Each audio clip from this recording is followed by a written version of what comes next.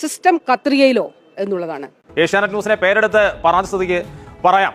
പ്രശ്നം കനകൂലുവാണോ ആരോഗ്യമന്ത്രി?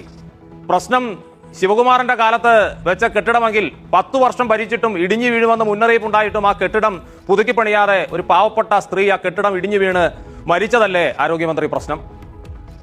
പ്രശ്നം ഒരു കുട്ടിയുടെ കൈ ശസ്ത്രക്രിയയ്ക്ക് ശേഷം മുറിച്ചു കളയേണ്ടി വരുമ്പോൾ അവർക്കൊരു സമാശ്വാസം നൽകാൻ കഴിയാത്തതല്ലേ പ്രശ്നം സാധാരണക്കാരായ മനുഷ്യർ ചികിത്സയ്ക്ക് പോകുമ്പോൾ ശസ്ത്രക്രിയയ്ക്ക് ശേഷം വയറിനുള്ളിൽ പഞ്ഞി വെച്ച് തുന്നിക്കെട്ടുന്നതല്ലേ പ്രശ്നം കോഴിക്കോട് മെഡിക്കൽ കോളേജിൽ ചികിത്സയിലുള്ള അതീവ ശ്രദ്ധയർഹിക്കുന്ന ICUവിൽ ചികിത്സയിലുള്ള യുവതിയെ അവിടുത്തെ ജീവനക്കാർ തന്നെ പീഡിപ്പിക്കുകയും ആ പീഡിപ്പിക്കുന്നവരെ സംരക്ഷിക്കാൻ ശ്രമിക്കുകയും ചെയ്യുന്നതല്ലേ പ്രശ്നം ഹർഷീന എന്ന യുവതിയുടെ വയറിനുള്ളിൽ കത്രികയിട്ട് തുന്നിക്കെട്ടുകയും പിന്നീട് അതിന്റെ ഉത്തരവാദിത്വം UDF കാലത്തിലേക്കും LDF കാലത്തിലേക്കും തട്ടിക്കളിക്കുന്നതല്ലേ അങ്ങനെ ചൂണ്ടിക്കാട്ടാൻ എത്രയെത്ര പ്രശ്നങ്ങളുണ്ട്.